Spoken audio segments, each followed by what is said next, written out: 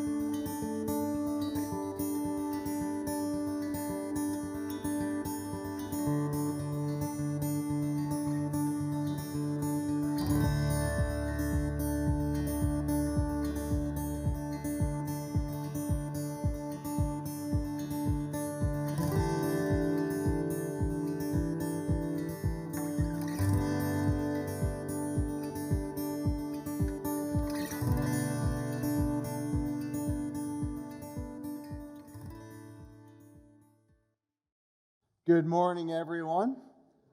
My name's Dan. I'm the lead pastor here at Berean. If you're a guest, thank you for joining with us today on what might be the last time we meet just in one service. We made the plan to meet one service on I think the 4th of July weekend, and then, of course, this weekend, Labor Day weekend, some time ago. And we thought, well, we'll have enough space without a doubt. And last Sunday in August, the last Sunday of August, we had the highest attendance on a Sunday on a non-Easter since I've been here. And we're saying, wow, Lord, what are you doing? And continuing to bless us with growth, and that's exciting. But enjoy today, even though you're a little bit scrunched in maybe, and it maybe gets a little warm. Thank you, Rick, for turning the air conditioning down. If you're cold, sorry, I didn't want to sweat to death up here. All right? So, trust me, the worship band over here the vocal group was thrilled that we had the air conditioning down. It gets pretty warm on the stage. But thanks for just bearing with us on the bigger crowd. We'll go back to 2 services next week. As you see in the video that we had, it's important to be kind. Well, duh, right? Like, seriously, you brought us all here today to talk about being kind to one another. Isn't that something that we were taught since we were children, that we should be kind to one another?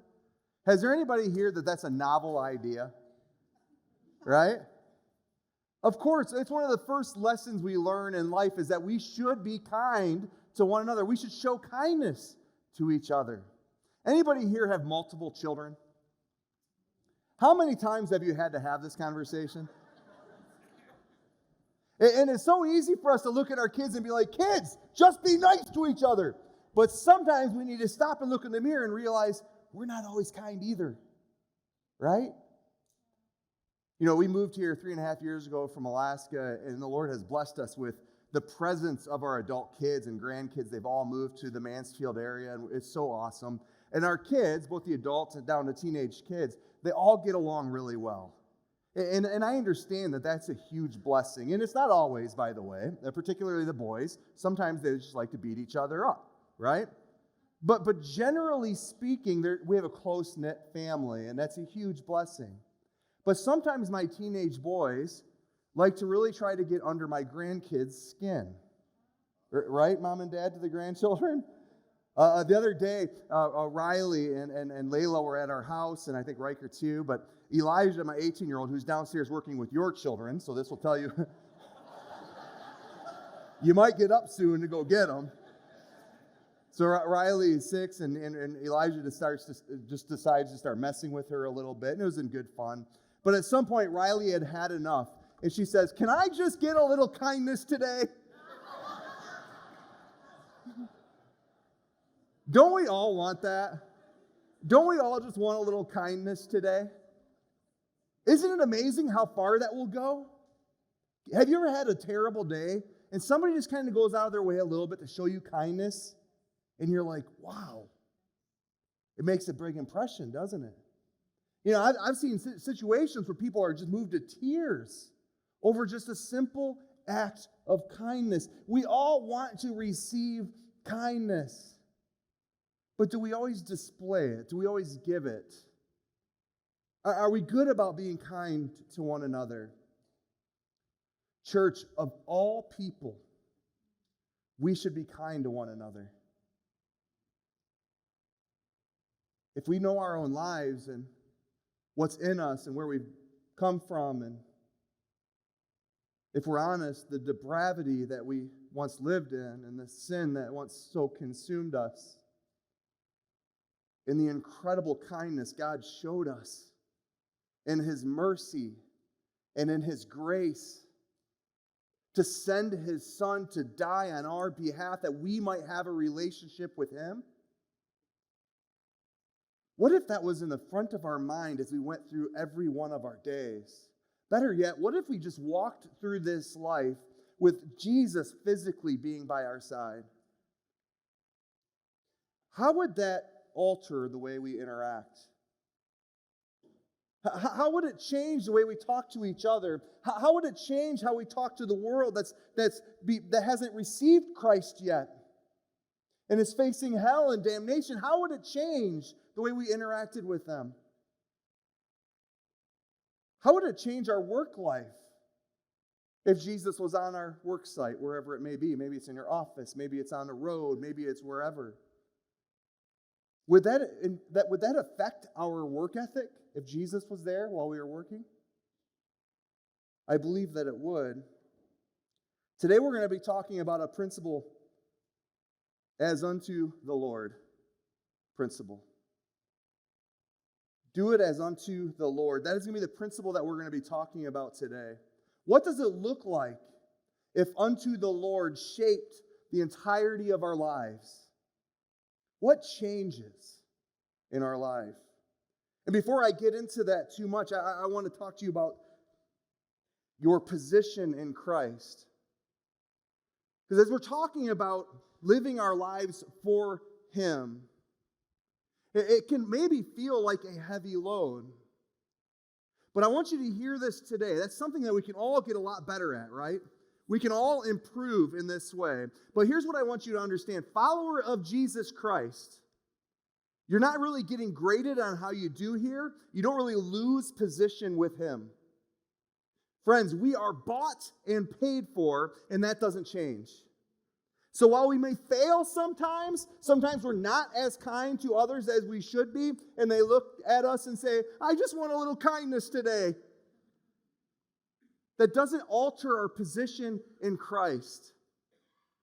We get to wake up in the morning with new mercies. So as we talk about this today, this as unto the Lord principle that we're going to be talking about, keep in the back of your mind, whether you're succeeding in that or failing in that, you are a beloved child of God. Doesn't that give you hope? Man, how great is it that God loves you the way He loves you? How good is it that when we mess up, God doesn't say, I offered it and you failed, you're out of here. It's kind of the way the world shows kindness, isn't it? There's some sort of selfish ambition there. But that's not the way God shows His kindness towards us. This as unto the Lord principle, where we're going to pull it from Colossians 3:23 and 24. And don't turn there yet. If you want to turn somewhere, go to Ephesians 4. That's where I'm going to start with the biggest group of texts, and I'm going to be jumping around a little bit today. But Colossians 3:23 through 24 says this, whatever you do, work heartily as for the Lord and not for men, knowing that from the Lord you will receive the inheritance as your reward. You are serving the Lord Christ. That's who we ought to serve. This, you'll see later today, this morning, that this for the Lord refers to both our work ethic and into our relationships. We're going to talk about both of those things today. Before we jump into Ephesians 4, let's have a word of prayer. God, we just thank you for this day. God, I thank you. I thank you that we can receive joy as we get to co-labor together for your kingdom purposes. God, it is so good to be able to come and to praise you with people who know you and who love you. It's good to have brothers and sisters who are fighting different battles and have different struggles. But at the end of the day, we have each other. And God, we thank you for that. God, help us to remember this morning that everybody that we interact with does indeed have some sort of struggle, that is fighting some kind of battle. There are people here with broken relationships. There are people here with financial need. There are people here who are just trying so hard to give certain aspects of their life over to you, but they're just battling with their flesh all through it. God, help us to remember that each one of us has a battle. And God, help us to remember the kindness that you have showed us so that we can be kind to one another. God, we love you. In Jesus' name, amen. Ephesians 4:25 through 5:2 says this: Therefore, having put away falsehood, let each one of you speak the truth with his neighbor, for we are members one of another. Be angry and do not sin. Do not let the sun go down on your anger, and give no opportunity to the devil. Let the thief no longer steal, but rather let him labor, doing honest work with his own hands, so that he may have something to share with anyone in need. Let no corrupting talk come out of your mouths, but only such as is good for building up, as fits the occasion, that it may give grace to those who hear. And do not grieve the Holy Spirit of God, by whom you are sealed for the day of redemption. Let all bitterness and wrath and anger and clamor and slander be put away from you, along with all malice. Be kind to one another, tender-hearted, forgiving one another as God in Christ forgave you. Therefore be imitators of God as beloved children, and walk in love as Christ loved us, and gave himself up for us, a fragrant offering and sacrifice to God. Now, we started this text off with the word therefore, right? And as every Bible student knows, whenever you see the word therefore, you have to back up and see what comes before it, right? And many cheesy pastors would say, stop and see what it's there for. Yeah, I'm one of those cheesy pastors. You thought I wasn't going to do it. I'm like, no way, I'm going to miss that opportunity. So we stop and see that. We back up to verse 17. I'm going to look now 17 through 24. It says, Now this I say and testify in the Lord, that you must no longer walk as the Gentiles do in the futility of their minds. They are darkened in their understanding, alienated from the life of God because of the ignorance that is in them due to the hardness of heart. They have become callous and have given themselves up to sensuality, greedy to practice every kind of impurity.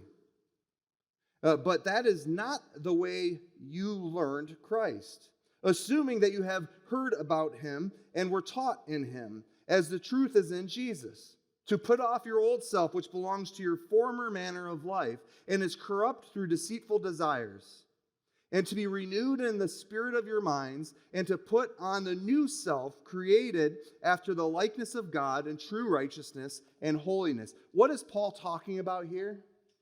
He's talking about what it looks like to live a different way than you lived before you were in Christ. Is there a marked difference in the way that we behave? Is there a marked difference in our life, follower of Jesus, from the day that we accepted Christ to be our Lord and Savior? Because something incredible happens when that day happened, by the way. You know, we talk about it as if we've said this prayer and now we're going to attempt to live differently. What happened on that day, or that when you accepted Jesus to be your Lord and Savior, there was a funeral. The old man, the old woman was put to death, and we were raised to walk in the newness of life. That's what baptism pictures. You see, you were created a new person that can follow after Christ, that can now imitate your life after him, that you can now walk and try to be more like Jesus. Things are different. Is our behavior different? Paul is telling the church in Ephesus, listen, you were bought with a price. You are a new person. You are a new man, a new woman. Don't walk like you used to walk. Don't treat people the way you used to treat them. Now walk like a follower of Jesus. Again, we have been born again, which means the old self is dead. But what does this have to do with as unto the Lord principle? You see, our old self, we used to live for ourselves, didn't we? And our new redeemed self ought to live our lives as unto the Lord. It should permeate every aspect of our lives. I don't know about you, but I can get better at this. With the help of God through the indwelling Holy Spirit that He has given us, we can do better, can't we? You know, today I can be it could take me a little bit longer to get angry than yesterday because of the ongoing work of the Holy Spirit in me. Today I can bite my lip maybe a little bit longer in situations where I'm irritated than yesterday. Anybody have that battle, by the way?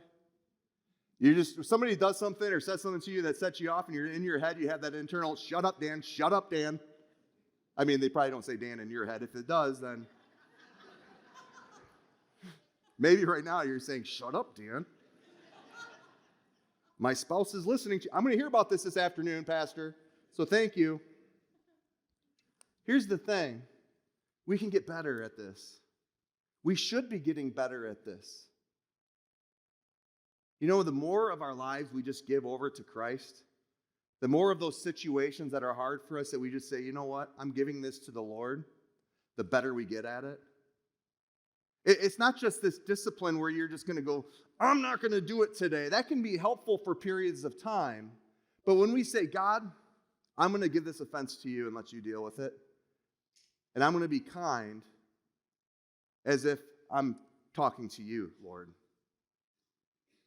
That's the right heart attitude to have in this situation. As unto the Lord. You know, how do we begin to change our lives? How do we change our interactions with people with the understanding that Christ is with us?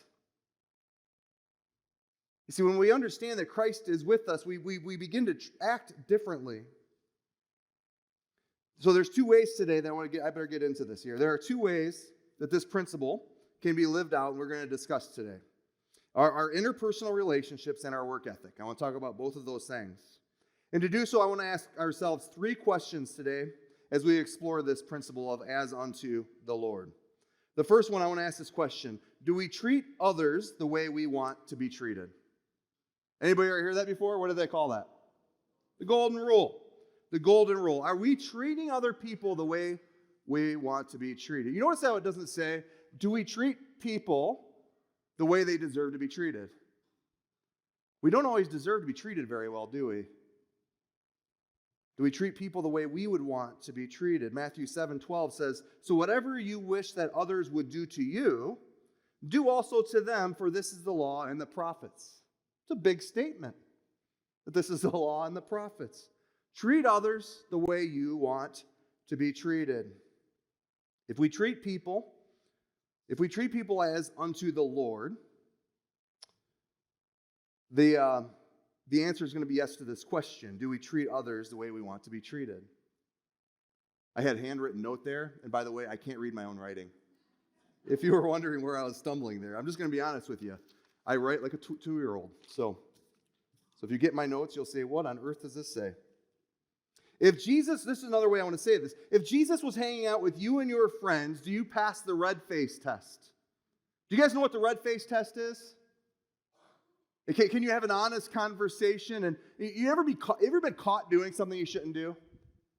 Nobody. You guys are so good. I'm just going to preach to myself for a minute, all right? Because I have. There's one time in particular, I played junior high and high school. I played football, and a junior high coach, Mr. Kopp, he was this tall, about 210 pounds of anger.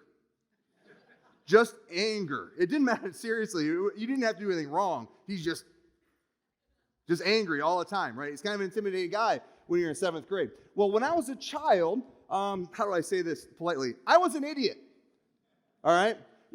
Clifford Smart Middle School. I'm walking down the hallway, getting ready to go to football practice, and some unsuspecting staff member of the school left a door open. The door that they left open was like a bunch of goods. Like they had a bunch of soda, like pop in there, a bunch of 12 packs of pop and that kind of thing. I'm like, well, that's open. I've got a football bag that's not completely full. I've got an idea. I know what you're thinking. It's because you're from Michigan. Yeah. So I grab a couple of these 12 packs and put them in my bag, right?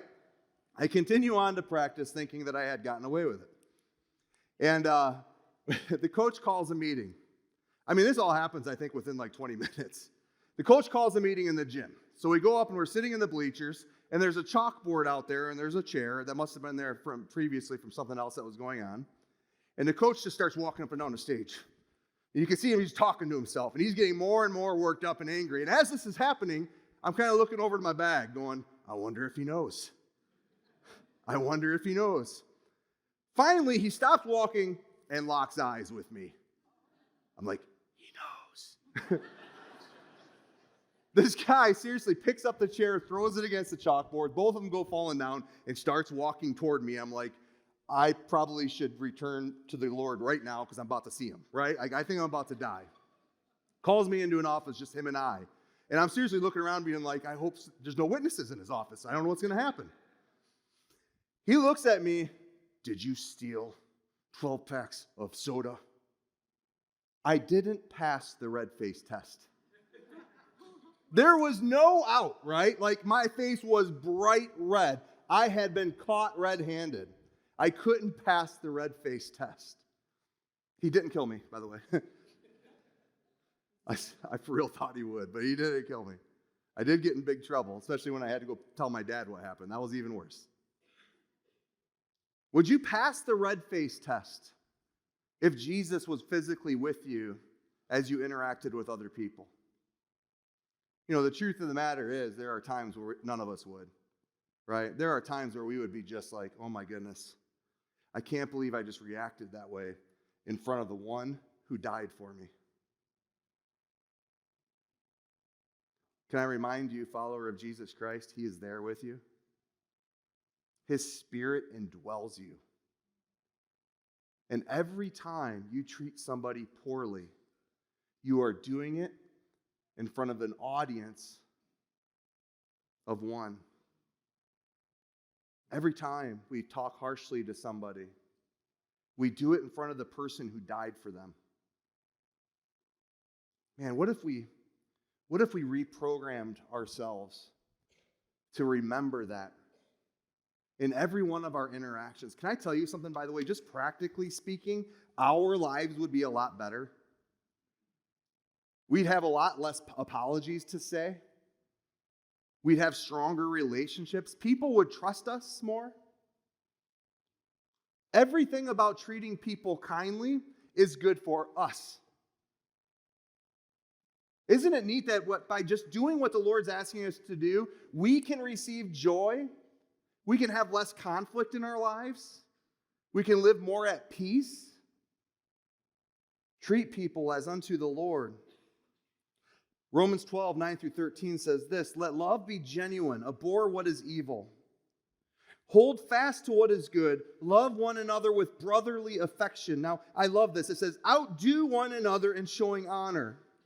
Does anybody else like a good competition? Paul says, have a competition here, guys. Outdo each other. Outdo one another in showing honor. Backing up again, he says, let love be genuine. This word genuine means without hypocrisy. Just be real and be loving. Honor showing competition that we are in. This word honor, the Greek word is time, like team A and team B. That's kind of how it goes. Team A.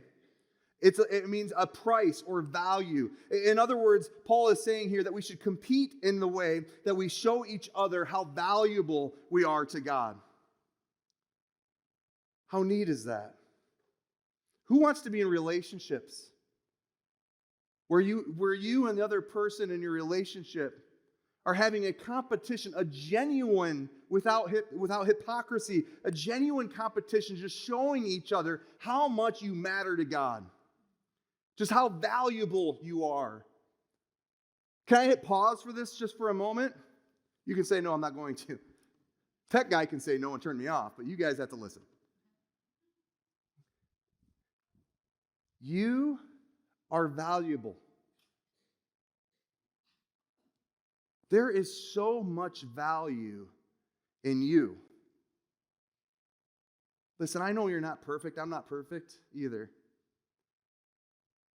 But here's something that I know about each and every one of you. God has seen you in your distress, knowing everything about you.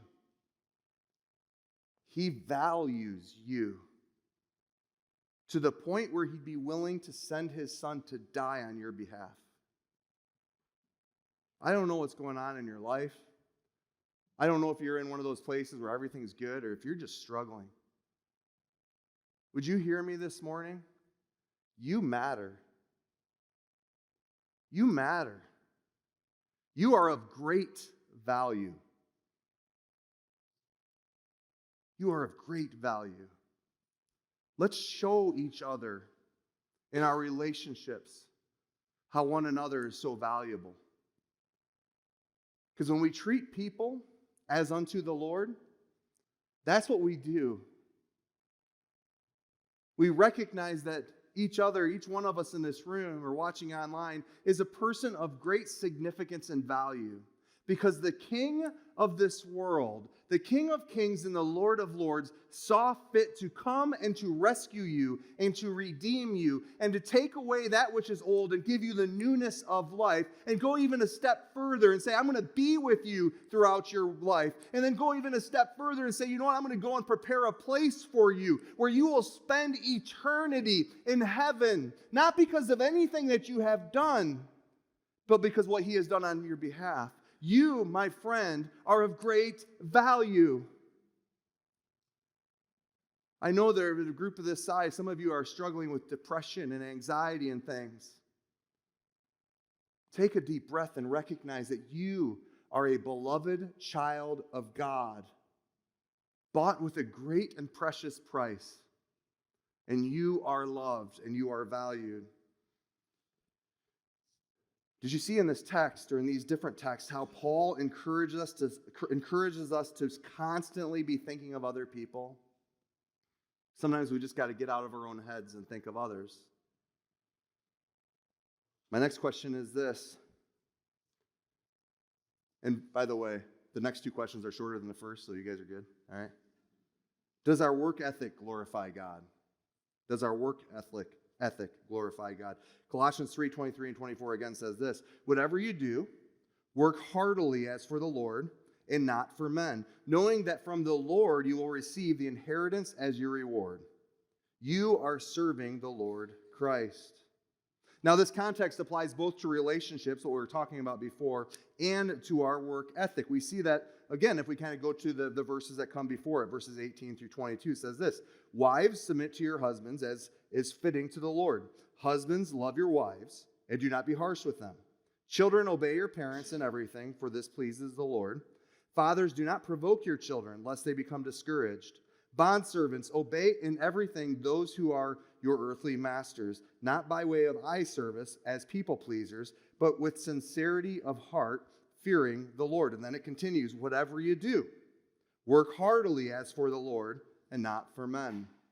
You know, Paul is giving a brief picture of what he goes into more depth in Ephesians here about these three different relationships, which all, by the way, fit under this umbrella of mutual submission within the church.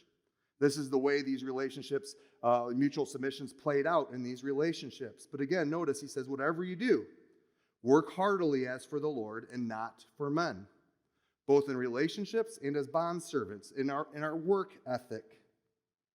How hard we work says a lot about us, doesn't it?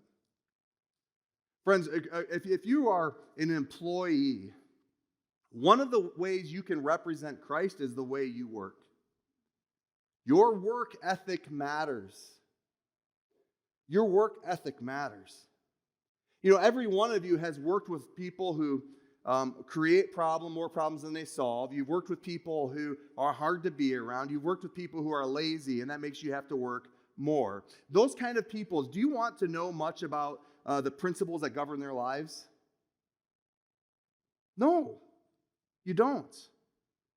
Christians, again, of all people, we should be people who work hard, who are disciplined and have a good work ethic, because it gives us an opportunity to point our praises and give the honor back to God.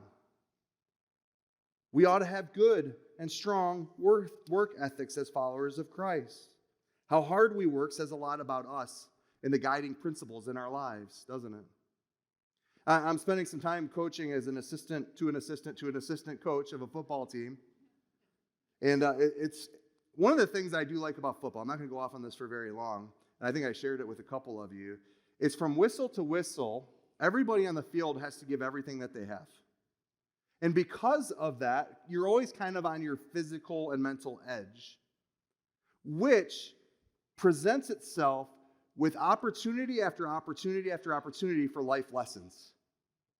It's one of the great things about sports when young people are becoming developed and mentally and physically, and when they're having to work hard and lay it all on the line. There's so many opportunities for life lessons. I love that. But when you have a team of kids, just like a team of employees or a team of anybody else, not everybody on the team works as hard as everybody else. Now, if you've been in a team, whether it's sports or any other kind of team, you've had a part in this before, right? You know exactly what I'm talking about. There are those who aren't really pulling their own weight, and you develop opinions about those people. I do too. But the people who are going there and play after play after play, even if they're not very good at what they're doing, and they're just giving everything that they have, how much more do you respect them? Of course, we respect them a lot more. And this brings us to our last question. Why does all of this matter? Why does our work ethic, why does the way we treat each other, why does this all matter? 2 Corinthians 5:20 says, "Therefore we are ambassadors for Christ, God making his appeal through us. We implore you on behalf of Christ, be reconciled to God." Follower of Jesus Christ, you are an ambassador. You are a representative of Christ to a lost and dying world. And how you interact with other people and even your work ethic, it matters. There are people all around you who are going through this life without a relationship with Christ, who do not have the hope of salvation. And the way we interact, the way we work, it matters so that we might have the opportunity to share the hope that is within us to a people who desperately need to hear it. Friends, we are ambassadors, we are representatives, and the world is watching. And they are making judgments about the way we live our lives. 1 Corinthians 12:12, "For just as the body is one and has many members, and all the members of the body, though many, are one body, so it is with Christ." The world is watching, and we aren't just individual people. We are a collected group of people that make up one body. We need to treat each other well. Friends, we represent Christ to each other and to the outside world. When we're around people who are getting this right, it motivates us to get it right too, doesn't it? We want to do that as well, and that can be healthy and good. And friends, how we treat each other or how we treat others is an indicator of how we actually feel about God. 1 John 4:20 and 21 says this, "If anyone says, 'I love God,' and hates his brother, he is a liar. For he who does not love his brother whom he has seen cannot love God whom he has not seen. And this commandment we have from him, whoever loves God must also love his brother." Love is a verb, it's not a feeling, thankfully, because feelings change.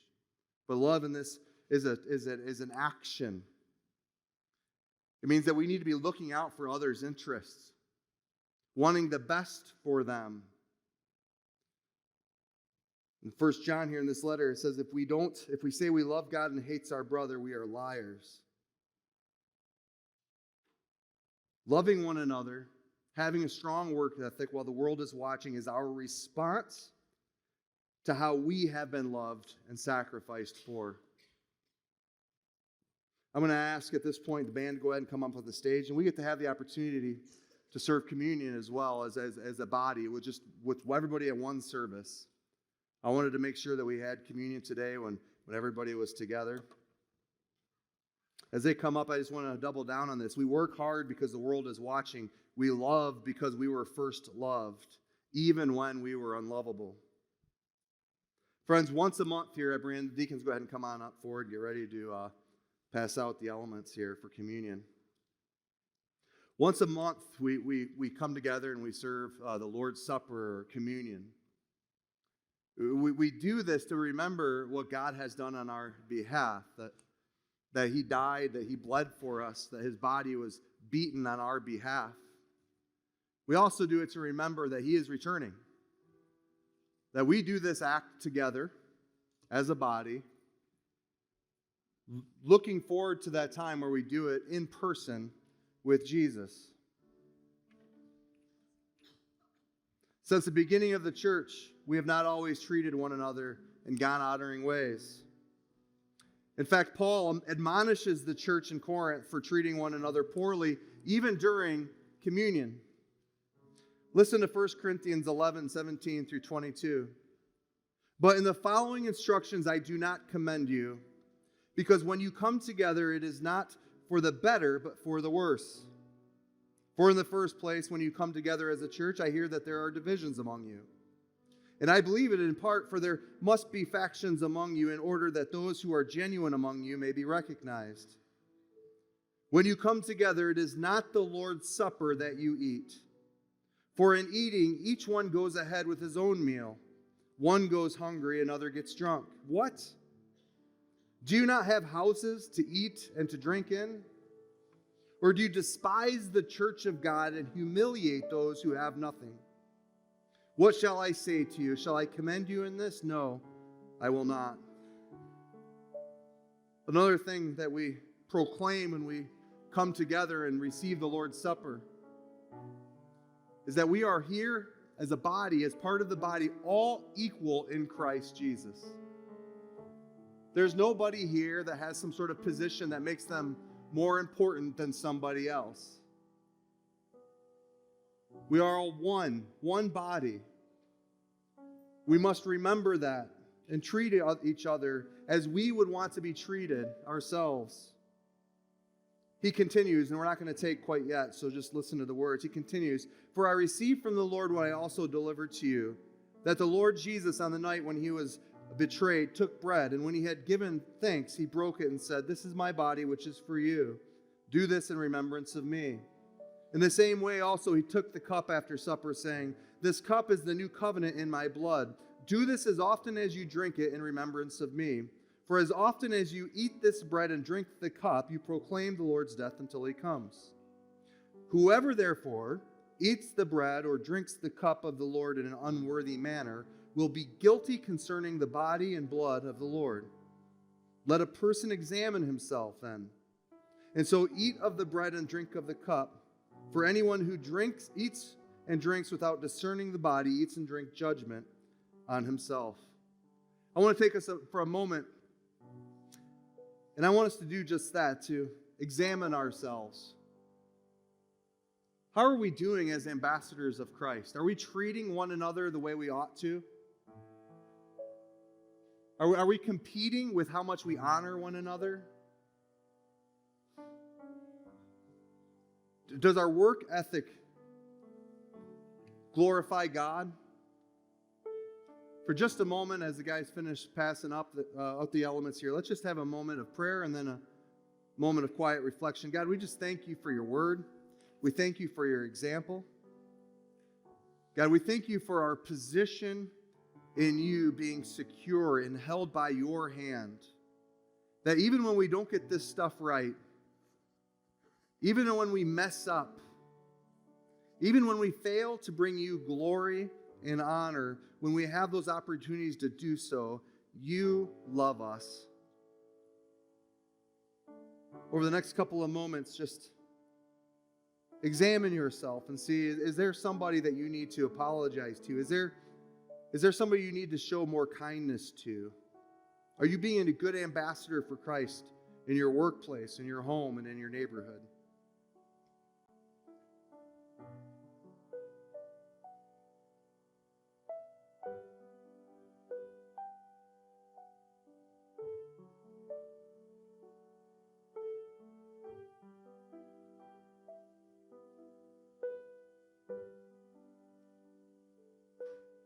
God, when we remember what you have done for us and how you have shown us kindness and love and mercy,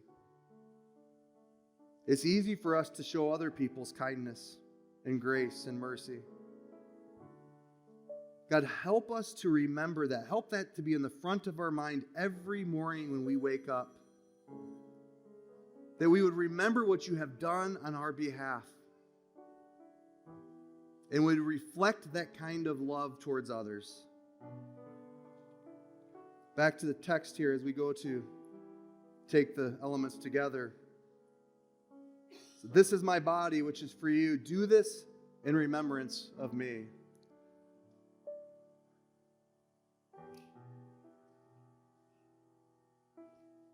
In the same way also he took the cup after supper, saying, "This cup is the new covenant in my blood. Do this as often as you drink it in remembrance of me." Now we're going to respond and close by standing together, and we're going to sing another song praising our God.